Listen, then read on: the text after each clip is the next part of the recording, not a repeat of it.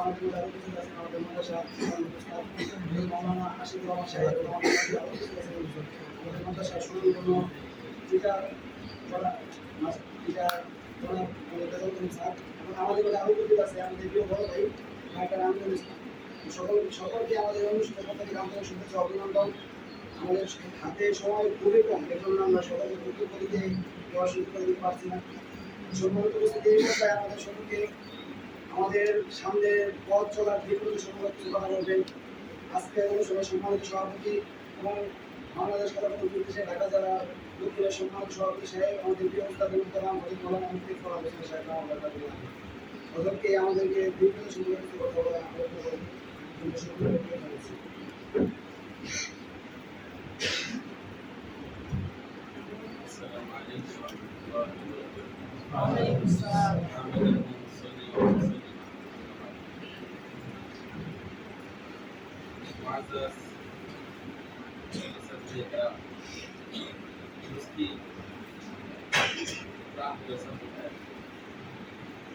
Unfortunately, আমি আসলে প্রস্তুত ছিলাম না, আমি জানি না। আমি যদি জিজ্ঞেস করছি যে আপনার ঘন্টা শেষ হবে কয়টা, আমি তো আমার ব্যক্তিগতভাবে মানসিকভাবে আমি প্রস্তুত ছিলাম না। আল্লাহ তাআলার মেহেরবানি, আল্লাহ তাআলা কিছু বলার কাছে আল্লাহ তাআলার শুকরিয়া যে আল্লাহ তাআলা মেহেরবানি করে আমাদেরকে দিনের কাজের সাথে আমাদের সম্পৃক্ত করেছে। দিনের কাজের মধ্যে আল্লাহর বান্দাদেরকে আল্লাহ তাআলাকে ডাকা, এটা আমাদের কাজ। তালিম গ্রহণ করা, এটা আমাদের কাজ। এবং এই তালিম আমাদের মধ্যে পৌঁছে দেওয়া, এটাও আমাদের দায়িত্ব।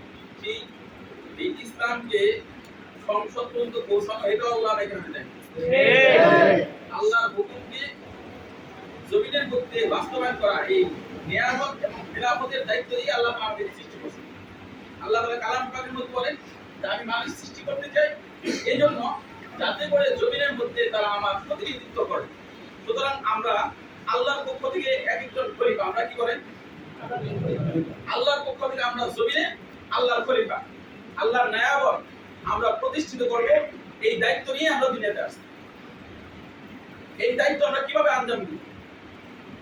কোরআনের অনেক বিধান আছে যেটা রাষ্ট্র বাস্তবায়ন করবে, এটা রাষ্ট্রের দায়িত্ব। যেমন চুরি করলে তার হাত কাটা, এটার দায়িত্ব হচ্ছে রাষ্ট্রের। সুতরাং আমরা যদি ইসলামকে রাষ্ট্র ক্ষমতায় না বসাইতে পারি তাহলে আল্লাহ তাআলার এই বিধান কার্যকর হবে না জমিনের মধ্যে। জিনাকারীকে রজম মারতে হবে, এটা আল্লাহর বিধান। রাষ্ট্র ক্ষমতায় যতক্ষণ পর্যন্ত ইসলাম না যাবে ততক্ষণ পর্যন্ত এই বিধান জমিনের মধ্যে কায়েম হবে না। সুতরাং আমরা ইসলামকে রাষ্ট্র ক্ষমতায় দিতে চাই এই জন্য যাতে করে আল্লাহর জমিনে আল্লাহর হুকুম বাস্তবায়ন হয়। ঠিক আছে?